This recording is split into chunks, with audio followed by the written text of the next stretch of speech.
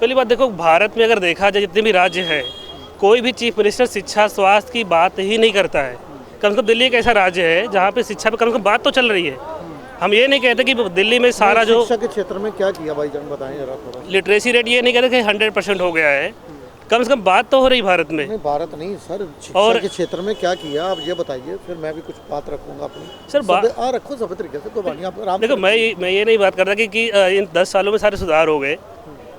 इसलिए तीसरी बात सरकार की बात भी कर रहे हैं हम कि मतलब स्कूलों में जो सुधार हुए, जैसे आप कभी उत्तर प्रदेश चले जाइए, पंजाब चले जाइए, गुजरात चले जाइए, मैं तीनों राज्यों में गया हूँ। इवन तो आप बगल के दिल्ली के बगल में हरियाणा चले जाइए, सरकारी स्कूल की बात कर रहा हूँ मैं, सारे जितने भी प्राइमरी स्कूल है एक फ्लोर के हैं, उसमें भी कोई ना टाट पट्टी में बच्चे बैठते हैं, बेंच भी टूटा हुआ मिलेगा आपको। आप बिहार चले जाओ, वहाँ की स्थिति देख ली सरकारी विद्यालय की। बात सुनिए, दिल्ली जो है ना वो भारत की राजधानी है। हम भारत की राजधानी मेट्रोपॉलिटन सिटी की तुलना जो है ये बिहार से या उनसे नहीं करेंगे।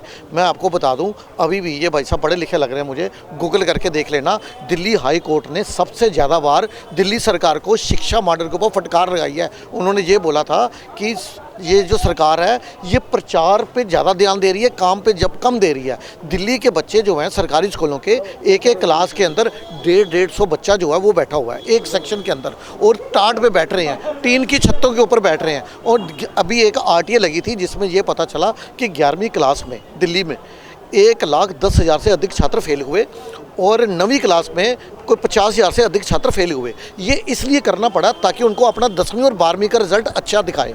एक आठ तो कह रहे हैं कि फेल है पूरा सिस्टम शिक्षा का। आटे का जो है अब आराम से रखो। मैं यही बात देखो कह रहा हूँ, मैं ये कह रहा हूँ कि आप दूसरे राज्यों, जैसे सर ने बोला कि दिल्ली एक मेट्रोपॉलिटन सिटीज़ है, तो मैं कह रहा हूँ जो बजट का एलोकेशन है स्टेट का या सेंट्रल गवर्नमेंट जो स्टेट को पैसा दे रहा है, पैसा तो वही दे रहे हैं ना।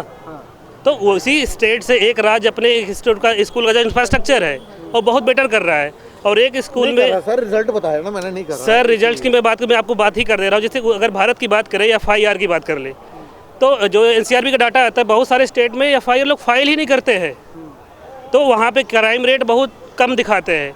जैसे सर बता रहे हैं कि यहाँ पे 11th के बच्चे फेल हो गए, एटलीस्ट यहाँ का मैनेजमेंट जो शिक्षा विभाग है फेल तो करने की नीयत रख रहा है, प्रमोट।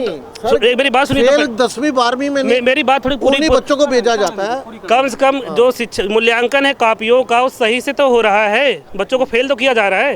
नहीं तो आप आए दिन आप देखिए अखबारों में कि हर जो बोर्ड एग्जाम में नकलें हो रही हैं, बच्चों को प्रमोट कर दिया जा रहा है, 10th 12th को प्रमोट कर दिया जा रहा है। BA में बच्चा हाँ। मोहल्ला क्लिनिक की बात करें, कैसी व्यवस्था मोहल्ला क्लिनिक? सर मोहल्ला क्लिनिक तो सर मैं गया नहीं, मैं सच्ची बताऊँ मैं, लेकिन मैं एम्स के बगल में रहता हूँ, मैं हौज खासी रहता हूँ, तो सफदरजंग और एम्स का मैंने देखा है, वो केंद्र सरकार का है। लेकिन उसकी भी मैं एक बात कर दूँ, हम एक जैसे सर ने बोला मेट्रोपॉलिटन, हम एक बड़े शहर में रहते हैं, लेकिन वहाँ एम्स के बाहर जाके देखिए वहाँ पे एक स्मेल करता है सर। एक रेलवे स्टेशन में जितनी भीड़ है आपको एम्स के बाहर वैसे मिलेगा। तो केंद्र सरकार इन सब मुद्दों पे काम कर सकती है। या सफदरजंग की आप बात कर लो, ऐसा लगता है हम रेलवे स्टेशन से गई गुजरी व्यवस्था में रहते हैं। असल में बात तो क्या है कि जो केंद्र सरकार के हॉस्पिटल हैं वो ओवरलोडेड हो चुके हैं। रीज़न क्या है कि दिल्ली सरकार के अंडर जितने भी हॉस्पिटल आ रहे हैं कोई काम नहीं हो रहा। मैं अगर झूठ बोलूँ, ये भाई साहब अभी गौर कर रहे हैं, दिल्ली हाई कोर्ट ने फटकार लगाई अरविंद केजरीवाल जी को, ये बोला चीफ जस्टिस साहब ने कि दिल्ली की आबादी लगभग 3 करोड़ के आसपास होने जा रही है और दिल्ली के सरकारी हॉस्पिटल में मात्र 6 CT स्कैन की मशीन।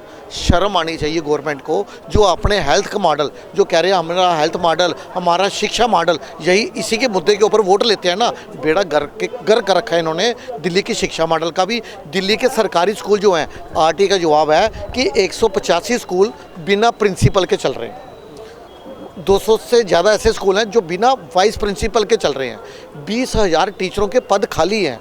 और मुझे बताइए, यदि स्कूल में ज़्यादा मात्रा में छात्र फेल हो रहे हैं, शिक्षकों की कमी है, प्रिंसिपल नहीं है, वाइस प्रिंसिपल नहीं है, उसको वर्ल्ड क्लास कैसे बोला जाए? नया स्कूल कोई नहीं बनाया। हाँ, इन्होंने पुराने स्कूल जो हैं उसमें कमरे जरूर बनाए, 25-25 लाख का एक कमरा, उसकी जांच विजिलेंस दोबारा चल रही है।